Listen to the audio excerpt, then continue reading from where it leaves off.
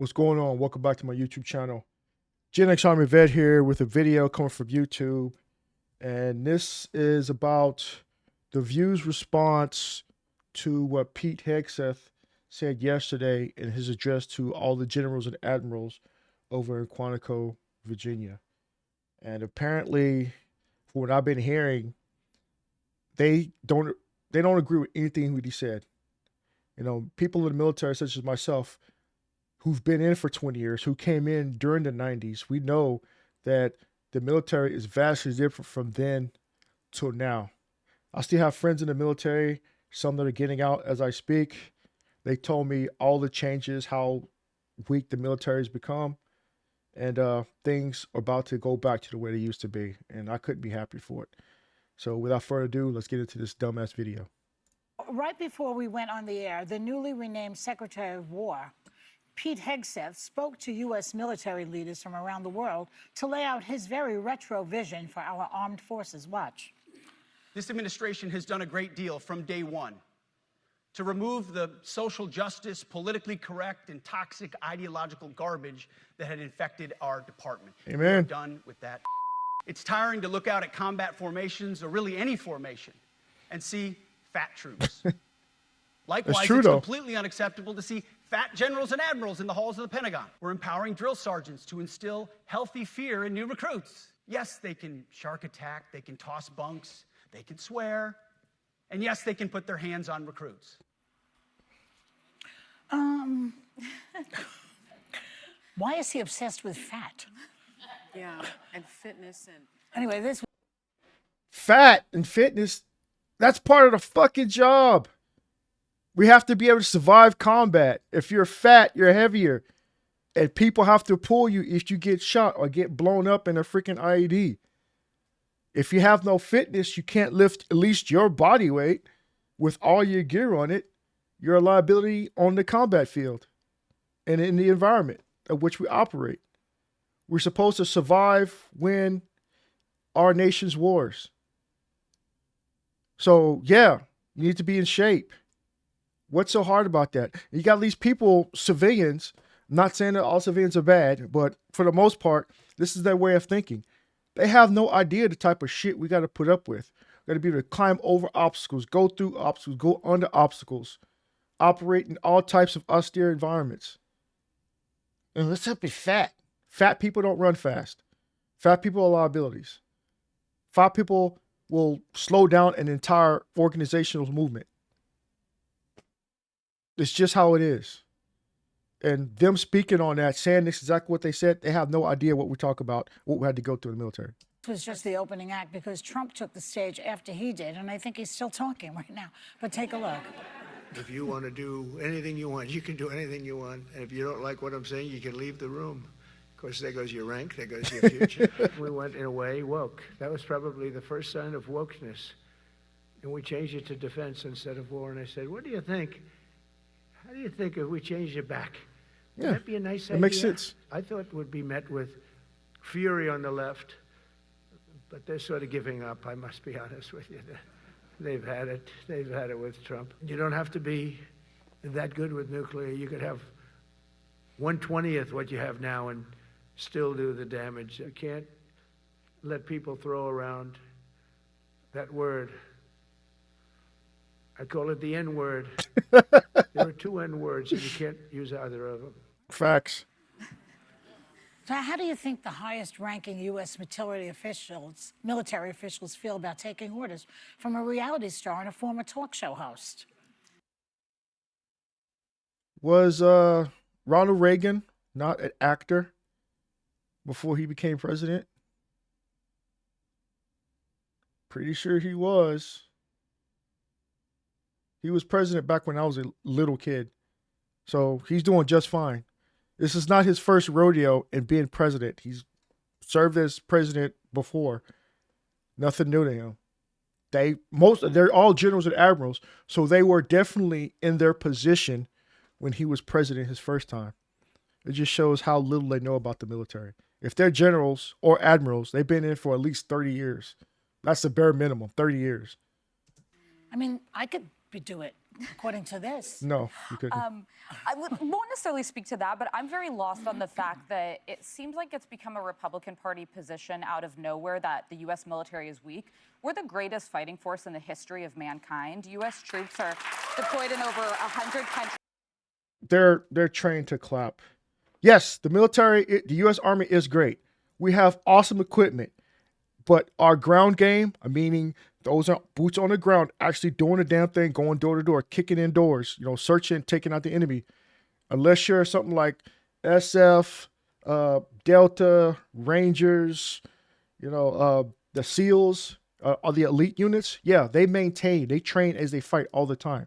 The rest of the military doesn't, because the DEI bullshit, I hate to say, the transgender bullshit, the lessening of standards, the dropping of standards from, at least the bare minimum of what the male used to be back in the 1990s when I came in. It was high. It was a lot of those things we had to do to try to achieve a 2-mile run, in 11 minutes out the gate as a first timer. It's kind of difficult to do. Once you get used to training and maintaining that, it becomes easier. But they have no clue of the stuff we have to go through in order to be in the military, to train to that high level.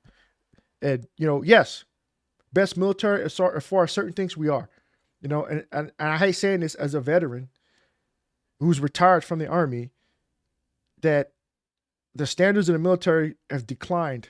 I've noticed this ever since 2008. I came in 1997. 2008, moving up until now, is on a steady decline because they dropped the standards so everybody can do the same exact thing. And, males are getting challenged like they used to. So they physically have gotten weaker. Around the world, we are also a deterring force. The idea of American military strength is that you avoid having to get into wars by being as strong as we are. And I know that people think it's weak or it's woke to say that our diversity is our strength, but the thing that's so unique about the United States, not our strength. We are the most diverse nation on earth, and we have the most diverse military on earth. That makes us weak. Racially, religiously, So what's this about? all of these people from different backgrounds come together and fight for the American values. But the thing is, yeah, we're diverse, but at the same time, we're all about a kinder, gentler force. It's about feelings now. Drill sergeant can't touch me. I got my stress ball. I got a stress card. If you touch me, I'm going to call my congressman. I remember all that bullshit. I'm hearing about that as when I was stationed in Korea, the new soldiers that were coming in, to the duty stations, and they're telling us, oh, you can't do that. I'm like, the fuck I can't. This ain't basic training. All that soft shit isn't here. We're in the real military now. All that training stuff, all that training stuff is out the door. They give you the basis. We teach you what you need to know in order to survive in the actual real world. And the thing is like they soften standards. They lower standards so bad is that a lot of people that were good soldiers got out. A lot of NCOs, a lot of officers got out because the standards are falling so low. So I don't understand why we have to denigrate. You don't, because you're a civilian. To try to talk about doing better. And I would also mention, we did have a recruiting crisis, but in 2024 and 2025, the military met recruitment goals. Because Trump came back in the office. Think of it, when Trump left at the end of 2020, going to 2021, when Biden took over, they fucking dropped the standards so low that no one wanted to join because it was a joke to join the military. One of my friends who just retired from the military, he was telling me that, they have a system now in place where if you're fat, overweight, whatever, they train you up so you can lose a certain amount of weight before you actually go to attend basic training, where you get your training to go into your actual unit. Back then, you go straight to basic training, they beat your ass into shape, you go to unit. It's like the Americans that they were taking in were so out of shape now that they needed the people, so they just took whatever and tried to get you to a certain point. It didn't matter where you passed your PT test or not. They started putting it onto the actual units. If the units are doing combat operations, they're sending their basic trainees from basic training after they graduate to an actual line unit that's already deployed, and they have to get them up to speed, and we're trying to fight a war. That's why a lot of people were getting injured, kicked out so quickly, because they weren't trained. They weren't fitting the task. Which is huge. Final thing, I did not like that Pete Hegseth, who did serve his country, but chose to denigrate the service of others. He name-checked 3 generals, 2 that I served with. And fat-shaming, big 2 that I served with, General McKenzie That's- and General Milley. Fat shaming builds character in the military. You know, fat body. Oh, put down those fat pills. Fat pills meaning cakes, donuts, shakes, burgers. You know, that's do nothing to your body but putting fat on it. Yes, we fat shame so you could check yourself. So, oh shit, let me light this fire up under my ass so I can stay in shape. You know, that's what you do in the military. You know, when I joined, it was somewhat similar to how, you know, Full Metal Jacket was, drill sergeant back then. My platoon sergeant, my squad leaders, my team leaders were soldiers that served during Desert Storm. So yes, we had it rough when I came in. It softened up after years later, but at the beginning it was hard. Soldiers these days don't get that same type of shit. Soldiers want to buck up to the NCOs, their drill sergeant. You better not touch me, drill sergeant. I'm gonna fuck you up. That's the type of shit that's going on right now in the military, and it needs to stop. Thankfully, Pete Hegseth is going to handle that. Yeah. Both of whom have a combined nearly 100 years of service. General Milley served for 40 years in the military. You don't need to attack other people's service to make yourself feel So why better. do you think they're doing this? Well, I mean, there's always an ulterior motive for all that crazy that's the major stuff. question, and if it has anything to do with the recruiting lull, they probably just made it worse. They called. No, they made it better because soldiers actually have a purpose. Okay, I don't have to worry about fighting with some girl that thinks she's a boy and with some dude that thinks she's a girl. You know, there's not going to be any type of confusion. There's no, oh, you better address me as her or whatever, she or her, or I'm going to go report you to the commander, some EO type shit or some IG type of stuff. They don't have to worry about that anymore. Soldiers can come in, do their job, and train as you fight. That's what we do. We ain't got to worry about stepping around eggshells and shit because everybody's sensitive. They got to worry about somebody complaining or getting some type of complaint. Over 800 generals from their stations all around the world demanding that they all come here. Now, why would you also televise that all of our generals have left their post? And are in one place. Yeah, or in one place. Like, I don't get it. The thing is, it's the general. Generals operate at a certain level. Installation can operate without the general present. Because he's got his chiefs of staff, his cabinet, and then all the other units have their own commanders, first sergeants, generals, lower ranking generals. So we can still operate. We're not at war. So again, the rank structure, they don't understand that. And then there's an estimated $6 million that we taxpayers we paid for their travel, lodging, and security. It comes out to the when we defense all learned fund. A few years ago, you can do it all on Zoom. So I don't know, because some of the messages were, as Joy mentioned, don't be fat, shave your beard, go back to hazing people. Yes. You know, I know if Against each other. Well, yeah, hazing the younger people, but That's not. I hope a lot of service members see this video. The ones that came in around the 90s that know what it's like. When you get your airborne wings, we call it blood wings. I remember getting those. I got my air assault wings. We got the blood wings. You know, everyone's who air assault or airborne qualified, they come through, they hit you on your chest, right where your wings are, pounding your chest because you're part of a brotherhood. Same thing with blood rank on your little slick sleeve, your private skeeter wings, you know, all the way up to rank, sergeant first class. You know, they dig it in. It's like you're part of a brotherhood now. It's hazing. You know, I remember qualifying soldiers. You make soldiers hang upside down. You make them latch onto a tree, hang upside down. Who lasts longest? You know, it's part of building esprit de corps in the military. You know, same shit that they do in college. You know, it's just part of being in the brotherhood, sisterhood. The military, we're not small, but we're a niche group that come together, we bond through blood, sweat, and tears and training. So we make it a repetitive thing. So when we do deploy, everybody knows what the next person's doing. Oh, sergeant's down. I'm the next rank up. I know exactly what his job was. You train one step up and one step below. You got to know what that person who's above you doing, because if he gets taken out, oh, I'm the senior specialist, I'm the senior sergeant, senior squad leader, I have to be able to take on that platoon sergeant's role. And everybody under me has to take that step up. We have to know our roles. That's part of the hazing. So we know, so we won't lose step as far as what we're doing. Knowing military, one of its most beautiful things, and the reason it's probably always been the strongest in the world, is there's a rank and file. My dad went to Valley Forge Military Academy. He served in Vietnam. There's a pride to their service and their rank and file. These are the tip top of the military line, listening to someone give kind of a knockoff TED talk about something, and I still haven't figured out what it is. I think it's because you're not the money, military. It's a waste of time. And do they know the government might be shutting down tonight, and we are paying money to make it a mandatory Civilians, meeting boy, I tell you. to hear from Pete Hegseth? Yeah. Oh, that part. And it's wild that all these the audience just claps at everything. It's, oh my God, it's like so much I go on about this particular topic alone, and I hope a lot of veterans chime in. Put your thoughts in the comments below, because a lot of people are going to see this video like, who cares? A lot of veterans who have pride in how the military used to be, and then there's going to be those that probably chime in, those those Generation Zers, those millennials. They actually like, well, yeah, it should be kind of gently, it should be easy. Military doesn't give a fuck about your feelings. They don't give a fuck about how heavy, how fat, how unfat you are. A bullet's going to come at you no matter what. It's going to take you out no matter what. So it's better to have the soldiers trained, disciplined, and in shape that are ready to fight versus somebody just here just to get a paycheck because they suck in the civilian world.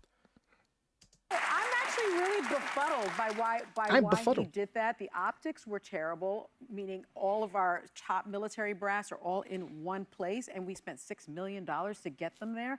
That didn't make a lot of sense to me. It also didn't make a lot of sense to me that he was saying that he was going to toughen physical standards and review the anti-hazing policy by sort of implementing a hazing policy. The thing is, when he got all the generals into one location, he can't go one by one, or you can't rely on Zoom because Zoom isn't always reliable. It's going to be mixed messages, lost, and all that other shit. The same thing is when a commander comes or a new first sergeant comes to a unit, new battalion commander, new whatever, they come to your unit. They pull all their senior leaders in. They talk to every last one of them all in one group setting. And this is what I expect, blah, blah, blah. They do their, 30, 60, or 90-day period. They sit back and observe, watch what's going on, get a good litmus test of what's happening within his unit or within the post.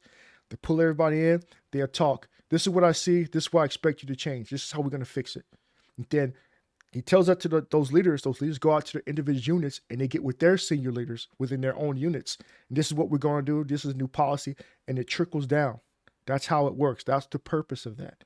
However much it costs, that doesn't matter. He needs to talk to everybody at once in one room so they can see personally, face to face, that he's mean business. Only so much can be laid through a Zoom call. And then also he said he was going to return to the highest male standard for combat positions because the troops were fat. Yes. I don't understand how that was supposed to be an uplifting message for our military. It is uplifting because they don't have to worry about being so ashamed of getting reported. Fat soldier reported me because I told him to quit eating so many Twinkies or quit eating all this pizza. They have their power back, because the previous administration took away their power base. So no matter what your rank was, they pretty much, a private was equal to a commander, a captain, 03. It's like, I can't say nothing to you because in fear of reprisal from these fucking soldiers or IG, because it's their word against mine. We have no power base. They're giving it back to their leaders. The leaders can actually instill a sense of purpose and duty, and soldiers will feel like they're actually fighting for something these days. To Colonel Sanders. It was really a bizarre thing. He started because you're a civilian. Woke DEI policies. By the way, there are no gender quotas in the military. There are. By the way, there are. Fired more than a dozen military leaders, many of them people of color and women. He fired the chairman of the Joint Chief of Staff. That's all they fucking worry about. If you're not doing the job, get the fuck out the way. Let somebody else that's based on merit do the job. Because, like I said, I've been in the military. I've seen all these dumbass policies that are in place. Don't ask, don't tell. Sharp, sexual, like all that crap. Now we can get back to business at hand.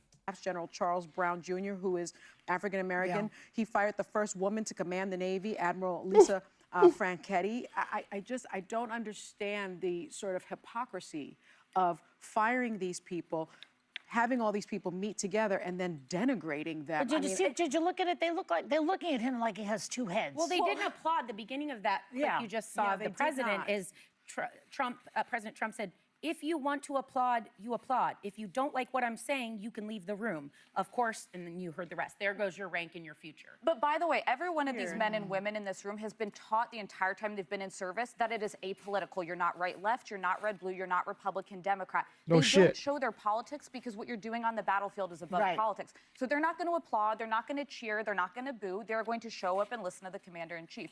But to Sarah's point, I've literally sat in the VTC like video conference room in the Pentagon. We could have done this a lot easier and a lot cheaper and talked to people all around the world. Come on. What was the reason for it? I think it's supposed to be a show of strength for. See, okay, I'm done with this. Civilians talking about military operations. I hate to say, specifically these women, you know, they have a show to run. I got it, but they have no clue about what the fuck goes on at each individual unit. And now that Pete Hegseth has taken the shackles off of these leaders, they can go out and do the job, be effective in combat. I applaud this guy. Good job. Kind of makes me wish I was back in to actually go back to war again. But whatever. Anyway, that's the end of this video. You know, let me know your comments, you know, down in the comment section below. Like, share, subscribe, hit the notification bell. I look forward to reading your comments. Let's get this conversation started. I'll check you next video. Peace.